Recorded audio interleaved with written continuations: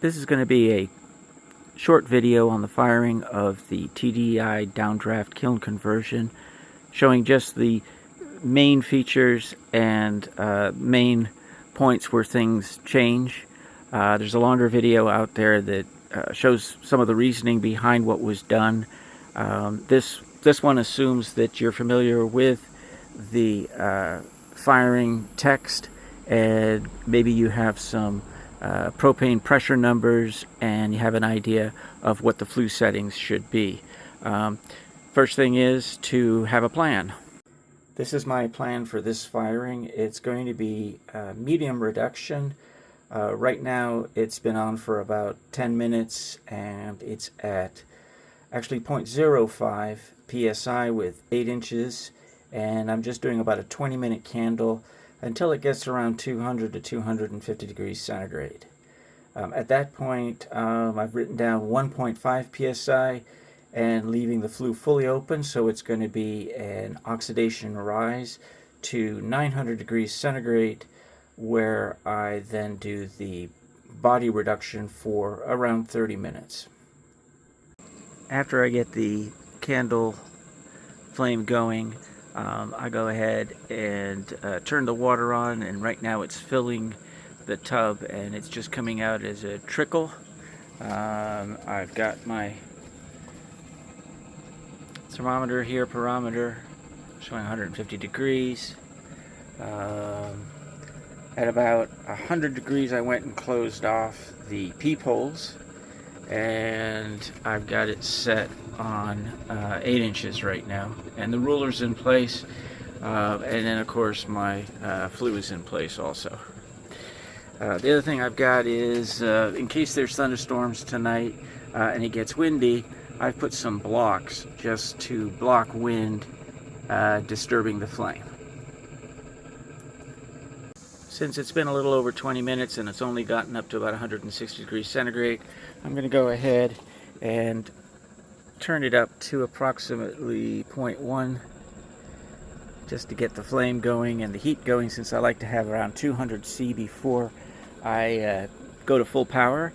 The other thing I did mention before, always be careful when you're first hooking up your gas and turning on the main valve on the gas tank that you have this knob all the way out and loose. So if you leave it in, it's possible that it may overpressurize your gauge, in which case it usually damages it. The other thing I want to mention is that for the initial flame, I have about 1.5 turns out on the pilot flame, and I also turn the valve on initially just to purge the line of air and get the gas out. When I'm starting it, which I use a little piezoelectric starter here, when I start it, I usually go ahead and just keep clicking it until I hear the big flame, and then I turn the main gas off and then just let the pilot light come on and set the pressure. So it's been about 25 minutes up to 212 degrees centigrade. So I'm going to go ahead and ramp up my pressure.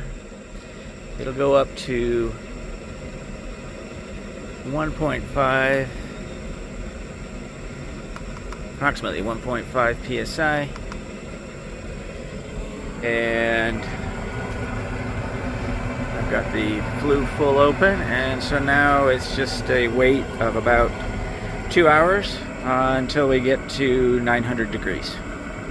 The other thing that I do is I go ahead and shut off the pilot light and then turn it back on, maybe just a half turn, 3/4 of a turn.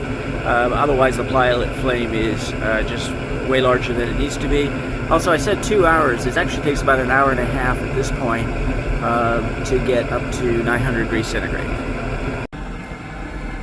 Just to review, checking your climb rate, right now we're ramping up to 900 degrees centigrade, so there's going to be a lot of change per hour. The easiest way to check this is to set a timer for 6 minutes. When you start your timer, note the temperature, and then after 6 minutes, note the temperature, and take the difference times 10, and that will give you the degree climb per hour. If you go 10 minutes, then multiply it times 6, and that'll give you the degree climb per hour.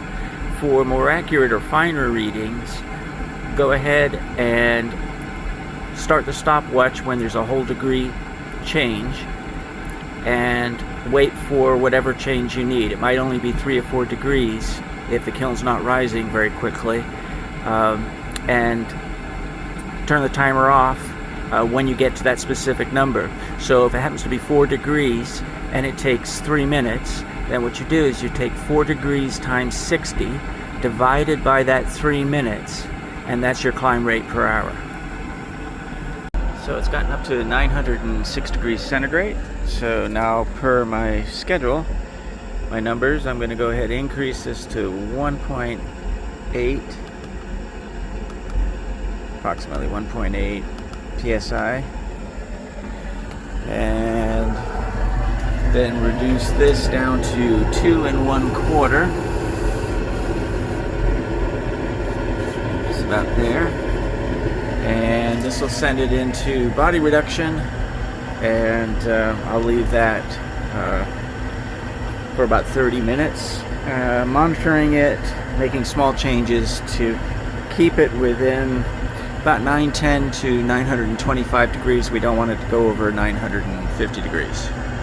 So I'm about 18 minutes into body reduction, about halfway through it, and the temperature's gotten up to 914 degrees centigrade, so not climbing very much. It's still below 950, and so I'm not going to do any adjustments on the kiln. And right now can just barely see the popping of a reduction flame. When it gets up to about 950 degrees centigrade, it'll have more of a flame. Also, it is broad daylight, so it's a little harder to see the flame. If you're new to the kiln and you're trying to establish numbers, it's best to fire in the evening into the night. That way you can see the reduction flame and fine-tune it a little better. So it's been about 38 minutes in body reduction. Temperature's gotten up to 926 centigrade. So now I'm going to go ahead and turn the gas up according to my schedule to 2 psi, and then open up this to 3 3/4. So that goes all the way to here. 3 3/4. Tiny bit of a reduction flame evident in this daylight. Now I'm just going to go ahead and let it climb up and monitor it every 45 minutes or so, a half hour to 45 minutes, to keep it climbing at about maybe 150 degrees centigrade per hour, until it gets to within about 100 degrees of cone 10. It's been about 4.5 hours. The temperature is now 1197 centigrade, and this is a picture of the reduction flame, and this is what I call a medium light reduction flame. I adjusted the camera darkness to make it appear the way it does to my eye. So it's not super bright, and there's about 75 degrees to go. Well, actually almost 80 degrees to go before the barometer and cone 10 hopefully go down. Well, it's been about 4.5 hours. The temperature is 1201 centigrade. I've turned the darkness on the camera down to kind of match more what I'm seeing, and this is kind of a medium reduction flame, which is what I'm looking for, and I've got probably about 80 degrees to go until hopefully cone 10 goes down according to the barometer, but I'll be starting to look at the cones starting around 1250, because that's usually when cone 9 starts to bend. Well, it's about 1252 centigrade on the barometer, and I've been doing regular timing checks, and I've kept the temperature at about 60 degree